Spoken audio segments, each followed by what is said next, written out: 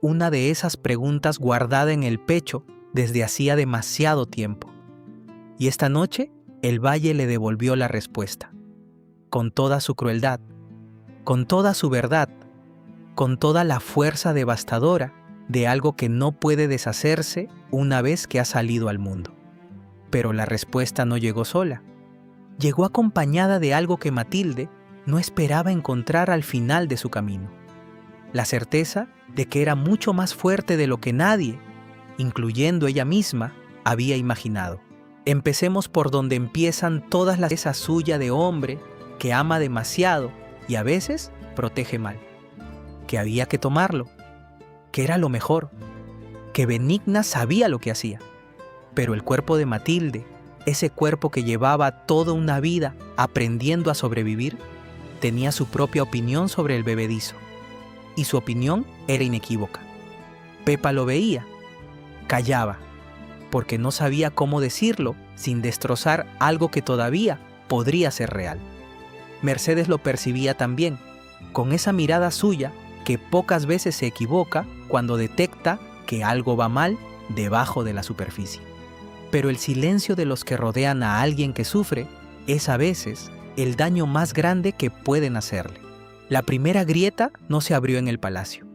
Se abrió en aquella habitación pequeña, a medianoche, cuando Atanasio se levantó de la cama despacio y fue al lugar donde Matilde guardaba el frasco. No dormía. Llevaba noches sin dormir de verdad. Había algo que le rondaba por dentro que no lograba sacudir. Una sospecha vaga que se iba haciendo más concreta con cada día que pasaba viendo a su mujer perder fuerzas en lugar de ganarlas. Tomó el frasco, lo sostuvo, lo abrió. Lo que salió de allí no tenía nada que ver con ningún preparado medicinal que él pudiera reconocer.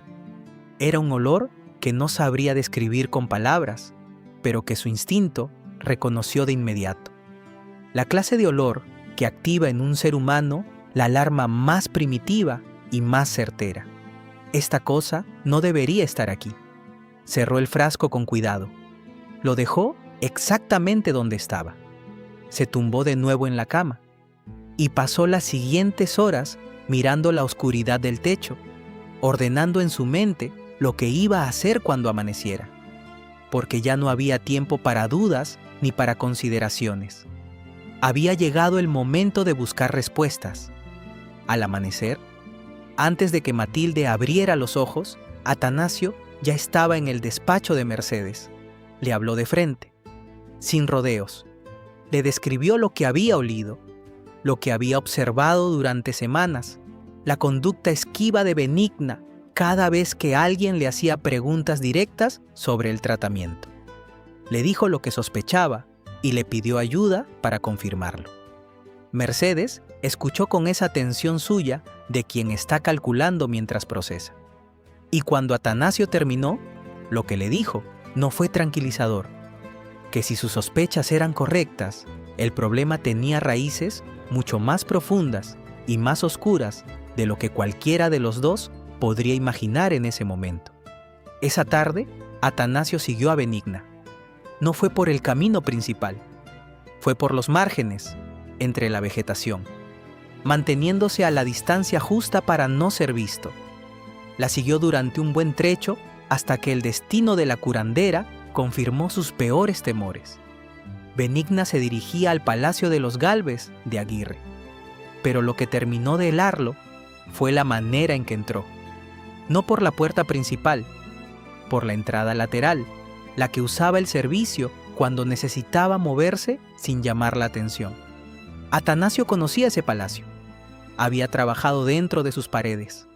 Sabía sus pasajes, sus ángulos ciegos, los lugares donde alguien podía detenerse sin ser visto. Entró. Siguió el rastro de Benigna por el interior y llegó justo a tiempo para apoyar el oído contra una puerta de madera y escuchar lo que llevaba semanas temiendo confirmar. Benigna, con la voz quebrada de alguien que hace tiempo que vive con algo demasiado pesado, preguntando cuánto tiempo más tendría que seguir con aquello. Victoria, con esa frialdad que no imita a nadie, diciéndole que hasta que ella lo decidiera. Y luego, aquella frase que Atanasio nunca borraría de su memoria, que le era completamente indiferente el estado en que estuviera Matilde, que lo único que le importaba era que siguiera creyendo en esa ilusión el mayor tiempo posible, que cada día que Matilde pasara aferrada a esa esperanza era exactamente el resultado que Victoria había comprado. El sonido de las monedas cayendo en las manos de Benigna. Atanasio salió del palacio antes de que sus manos hicieran algo irreversible. Caminó de vuelta por el camino que había venido, con un peso en el pecho que no tenía nombre. Y antes de llegar a la casa pequeña, se cruzó con Mercedes, que venía en su dirección.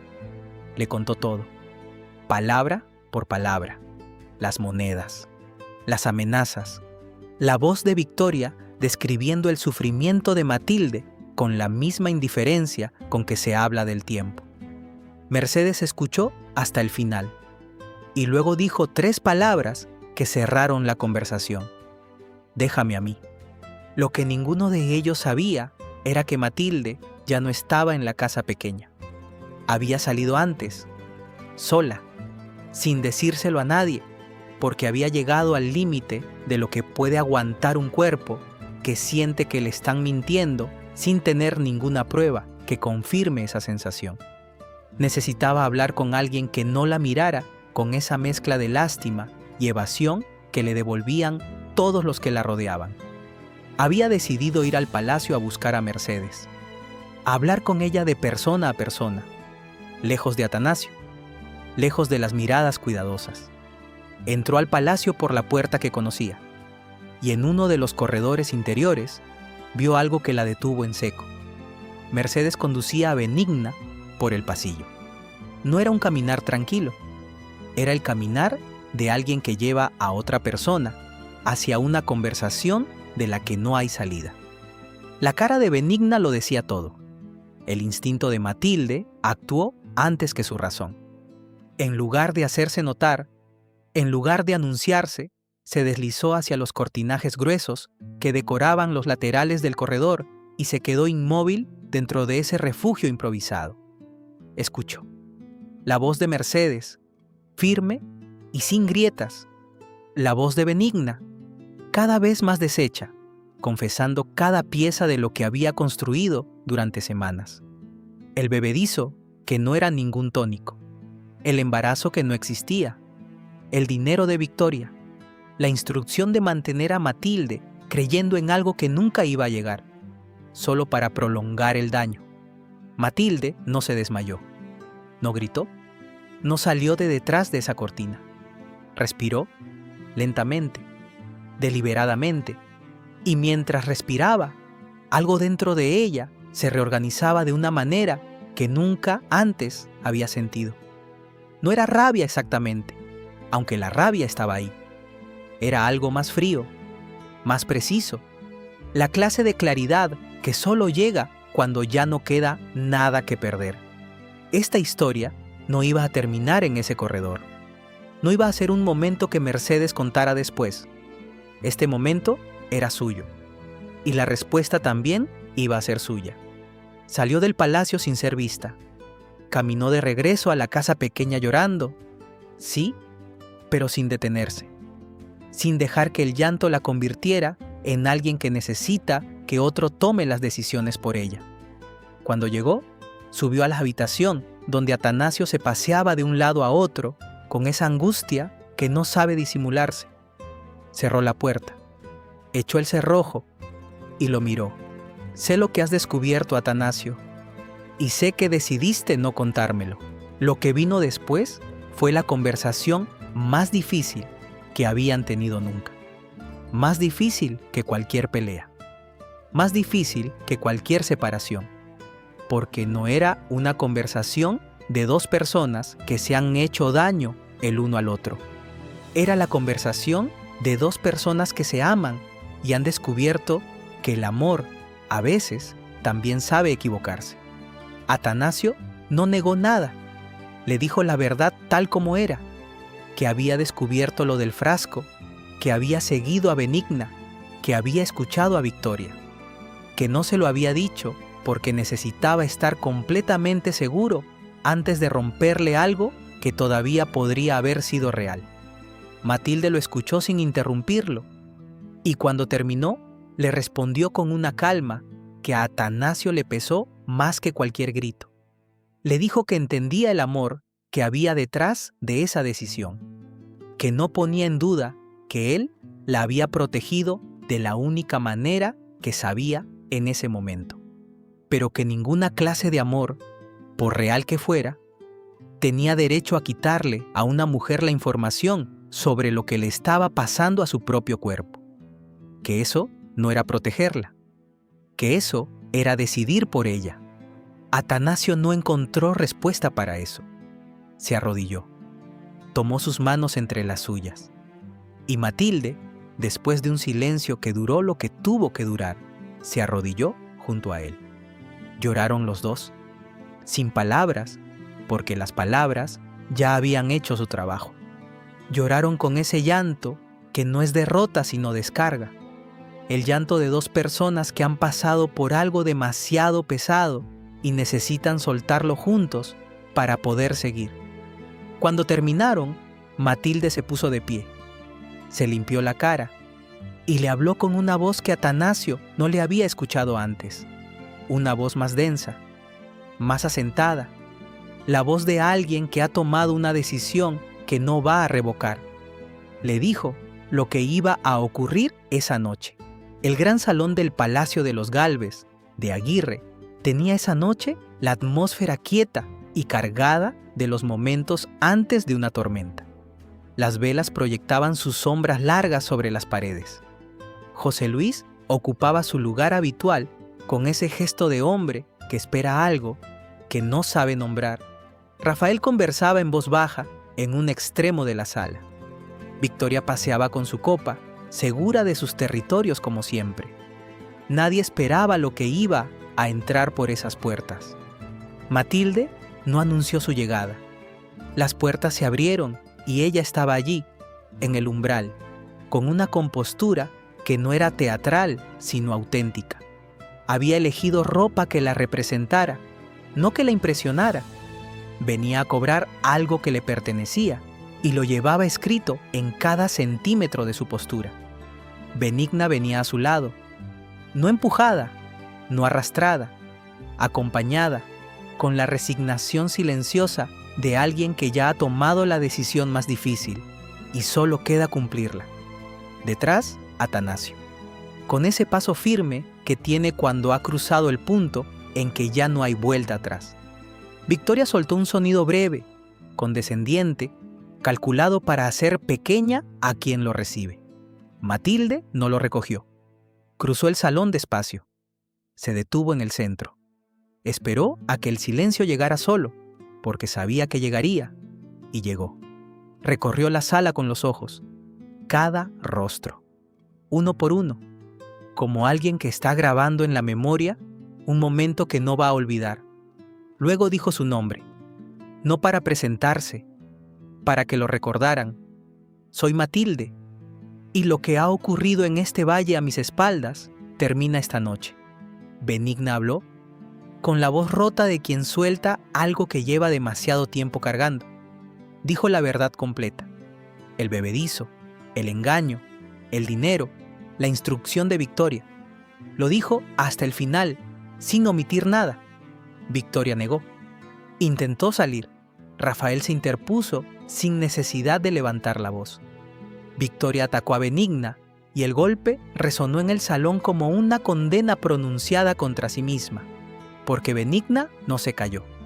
Se quedó donde estaba. Sostuvo la mirada de la mujer que la había comprado y siguió hablando. Mercedes levantó el frasco. La prueba, concreta, visible, sin margen para la duda. José Luis se puso de pie. Dio 2 pasos hacia atrás, alejándose de su esposa, como quien se aleja de algo que ya no reconoce. Dijo su nombre con la voz de alguien que acaba de despertar de un sueño del que no quería salir. Rafael le ordenó que saliera del salón. Bárbara la miró desde su lugar con esa frialdad que solo se alcanza cuando el afecto se ha consumido por completo. Y le dijo que se había convertido en algo que ninguno de ellos quería tener cerca. Pedrito, ese muchacho que siempre había buscado razones para defender a su tía, que siempre había encontrado alguna excusa para darle una oportunidad más, cerró los ojos un instante. Cuando los volvió a abrir, le dijo que lo que había sentido por ella había muerto esa noche, que lo había matado ella sola. Victoria salió del salón cubriéndose el rostro. El silencio que dejó era de los que duelen, pero la noche tenía otra historia que contar. Y esta estaba ocurriendo en otro ala del palacio, muy lejos del salón donde Matilde acababa de cambiar el curso de todo. Una historia más antigua, con raíces que llegaban hasta años atrás, con consecuencias que nadie dentro de ese salón habría podido anticipar. Dos figuras se movían por los jardines del palacio bajo la oscuridad, envueltas en capas oscuras, avanzando con la precaución de quien sabe que no tiene permiso para estar donde está y ha decidido que eso es secundario. Eran Rosalía y Leonor, y habían esperado esta noche durante semanas. Leonor conocía el palacio desde adentro. Rafael la había colocado allí para cuidar a la pequeña María, y ese conocimiento era ahora su guía. Pero esa noche no entraba en su función de cuidadora. Esa noche entraba como la persona que Rosalía necesitaba para llegar a un lugar específico antes de que el miedo le ganara la partida. Rosalía llevaba algo bajo la capa, apretado contra su pecho con una delicadeza que no era cuidado, sino devoción. Había trasladado ese objeto de un sitio a otro durante semanas, protegiéndolo como quien protege lo único que queda de algo que ya no puede perderse más. Avanzaron por los corredores interiores. El palacio dormía. Solo algún candil olvidado rompía la oscuridad con su parpadeo. Pero el palacio esa noche no dormía tan profundo como parecía. Don Hernando de Guzmán caminaba por uno de esos corredores con un candil en la mano, perdido en sus propios cálculos, cuando levantó la vista y encontró ante él dos siluetas encapuchadas que avanzaban hacia donde él estaba. Se detuvo y entonces gritó. El grito de don Hernando sacudió el palacio de extremo a extremo. Las muchachas corrieron. Los pasos de los guardias comenzaron a retumbar por los pasillos de piedra. Leonor empujó a Rosalía por la primera puerta que encontró. Cerraron. Se pegaron a la pared. Contuvieron la respiración mientras el sonido de las pisadas pasaba al otro lado y se alejaba. Cuando el silencio volvió, Leonor levantó los ojos hacia la habitación en que estaban. El retrato sobre la chimenea, el escudo familiar en el tapiz, las iniciales grabadas en el respaldo de la silla junto a la ventana. Habían entrado en la alcoba de Rafael. No hubo tiempo para reaccionar. Pasos firmes en el corredor, una llave girando en la cerradura, la puerta abriéndose. Rafael entró con el peso de toda la noche encima. Se detuvo antes de llegar a la mitad de la habitación. Escuchó. Su mano fue directamente a la espada. Sé que no estoy solo. Quien esté aquí tiene un instante para salir. Fue Rosalía quien respondió, con la voz temblando, pero entera. Le pidió que las escuchara antes de hacer nada. Le dijo que lo que tenía que contarle era más importante que el motivo por el que estaban allí. Rafael la reconoció. Era la joven que él mismo había mandado salir del palacio siguiendo las instrucciones de don Hernando. Algo en esa mirada, algo que no supo nombrar en ese momento, lo hizo cerrar la puerta. Echar el cerrojo. Habláis ahora, dijo, y lo que digáis tiene que valer lo que estáis arriesgando. Rosalía sacó el objeto que había estado custodiando. Lo desenvolvió despacio, con la calma de alguien que ha esperado mucho tiempo para este momento, y no va a dejarse llevar por la urgencia ahora que está aquí. Era un arca de madera antigua, con incrustaciones de nácar en las esquinas, con un escudo familiar grabado en el interior de la tapa. Rafael dio un paso hacia ella, luego otro. Sus ojos no podían apartarse de ese objeto. Mi madre lo guardó durante años, dijo Rosalía, y me lo entregó para que llegara hasta aquí. Abrió el arca, extrajo un pergamino enrollado, atado con un cordón de seda oscura. Lo extendió hacia Rafael. El duque lo tomó, lo desenrolló, empezó a leer. Era una carta, con una letra que Rafael reconoció sin buscar la firma. La había visto demasiadas veces, en demasiados documentos a lo largo de los años. Era la letra de don Hernando, pero más joven, menos controlada, la letra de un hombre que aún no había perfeccionado el arte de disimular lo que hacía. La carta hablaba de una mujer, hablaba de silenciarla, hablaba de un recién nacido que no debía crecer para reclamar lo que le pertenecía por sangre. Rafael levantó la vista del pergamino. Tenía el color de alguien al que acaban de decirle algo que cambia la forma en que ve el mundo. La mujer de la que habla esta carta, dijo en voz muy baja. ¿Quién era? Rosalía no bajó la mirada. Se la sostuvo con la firmeza de alguien que ha esperado este momento durante demasiados años para dejarse intimidar en el último segundo. Era mi madre. Se llamaba Beatriz y yo tenía 2 años cuando don Hernando dio la orden de matarnos. A ella y a mí, lo que vino después, llegó con la violencia de todo lo que ha estado contenido demasiado tiempo. Golpes en la puerta, la voz de don Hernando exigiendo que abrieran, la certeza absoluta de que sabía que las muchachas estaban dentro. Rafael actuó sin vacilar. Les indicó que se ocultaran, guardó el arca.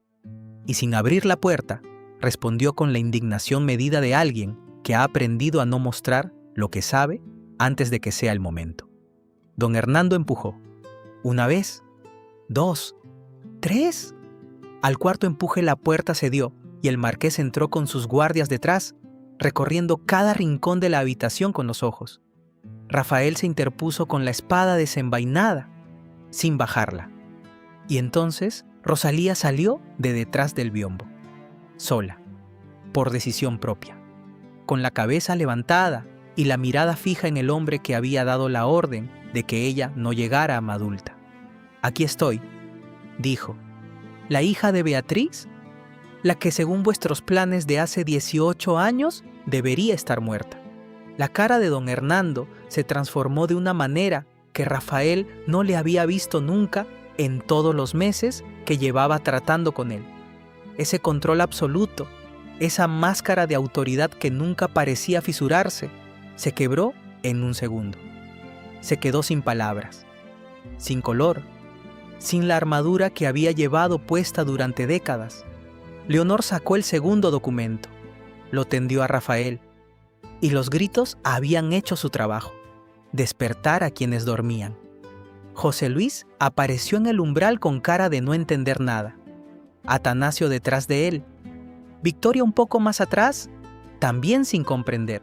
Rosalía repitió su acusación delante de todos ellos, con la misma voz, con la misma firmeza, sin que le temblara nada.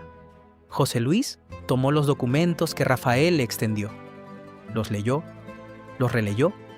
Sus manos empezaron a temblar con ese temblor involuntario que no puede controlarse. «Hernando», murmuró, «esta es tu letra, este es tu sello». Atanasio se acercó a examinar los pergaminos con esa precisión suya de hombre acostumbrado a los documentos y encontró algo que nadie más había advertido: el nombre del cómplice de don Hernando, un noble del norte llamado don Aurelio Castro Mayor, un hombre que había muerto 15 años atrás en circunstancias que nunca quedaron del todo claras. Si la carta era auténtica, y todo apuntaba a que lo era, don Hernando había eliminado también a su propio cómplice para no dejar rastros. Don Hernando intentó lo que intentan todos los que se quedan sin salidas: destruir la credibilidad de quien los acusa.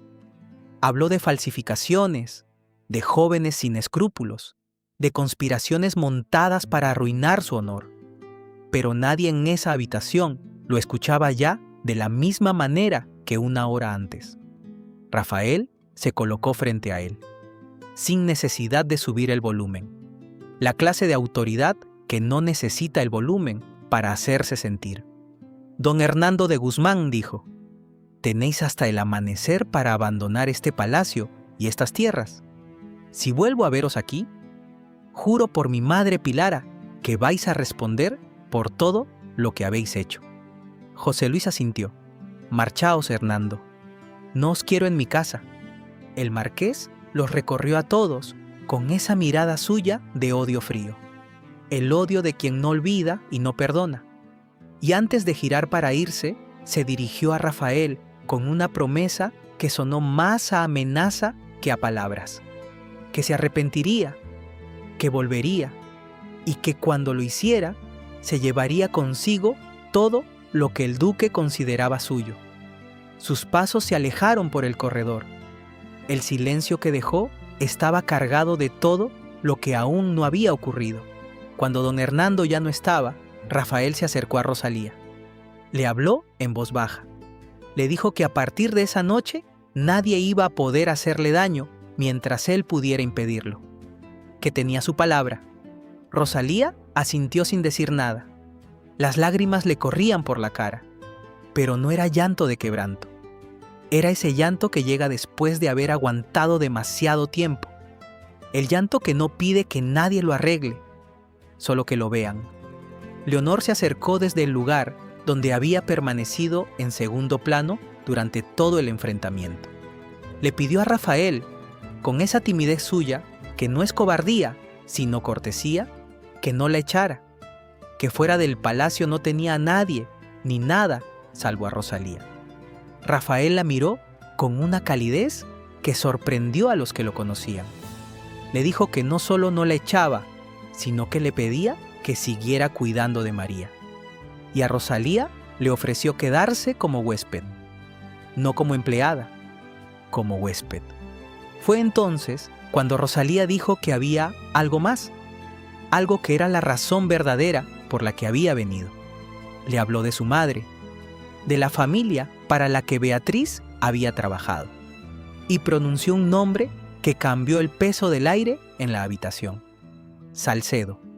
Su madre había sido doncella de Sofía Salcedo, prima lejana de don Evaristo, una mujer que guardaba un secreto que implicaba a don Hernando.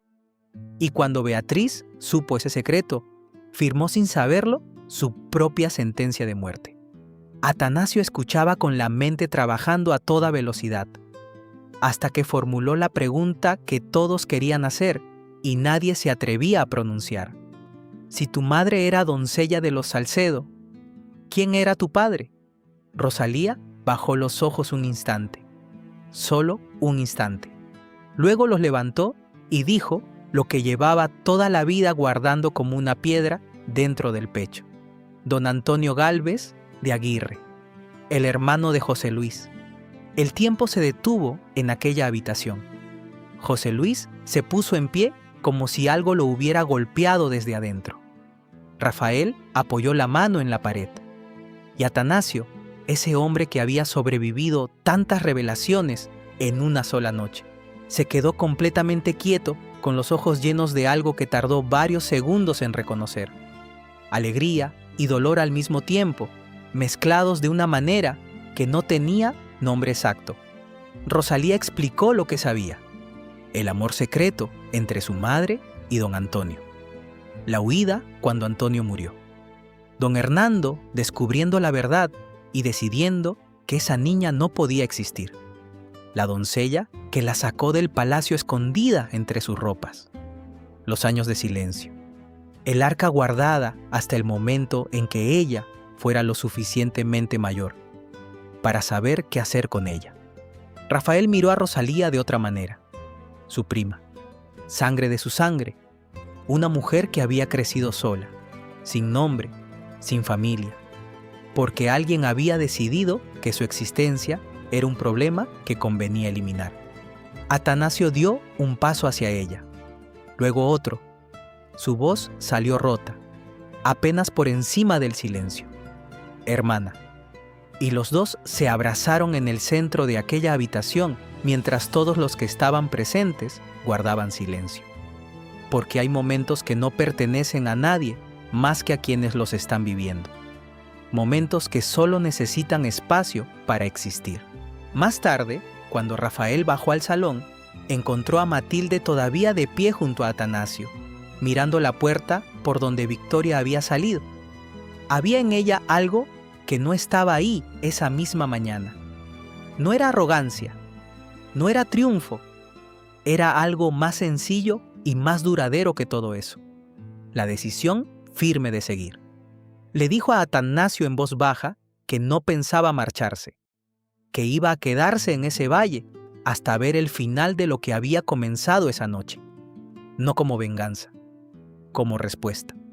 Rafael la escuchó desde el umbral sin interrumpir, y la miró con ese respeto que pocas veces se permite un duque sentir por alguien que no lleva título. El respeto que no necesita explicarse. Porque esa noche, Rafael había elegido. Había protegido a dos mujeres que no tenían a nadie más. Había expulsado a un hombre que llevaba meses corrompiendo su casa desde adentro. Había descubierto que su familia tenía ramas que no conocía, con historias que nadie le había contado y cicatrices que llevarían tiempo curar.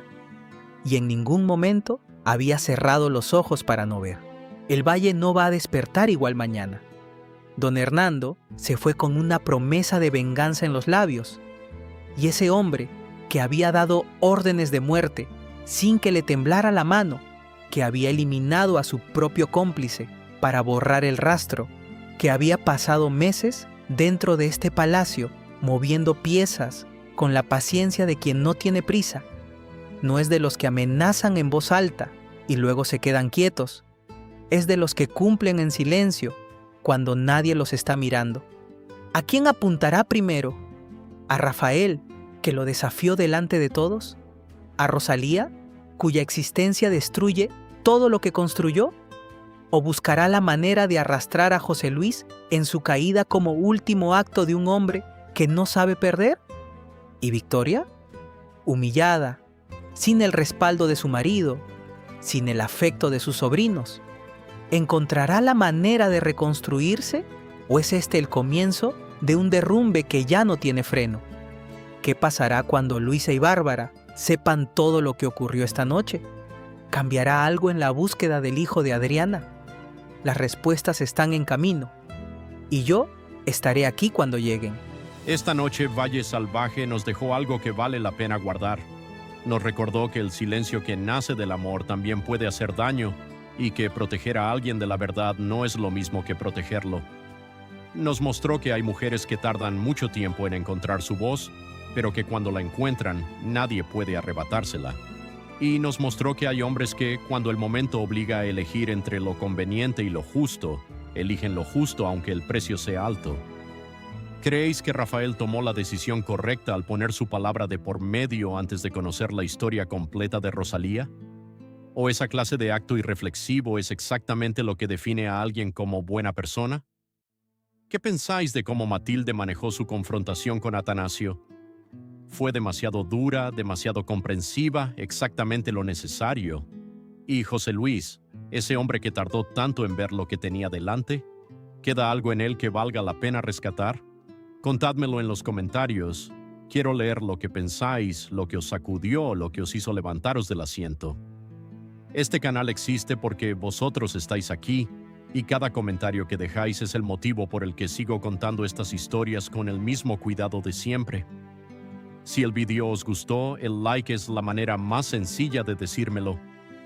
Si todavía no estáis suscritos, hoy tiene todo el sentido del mundo para empezar.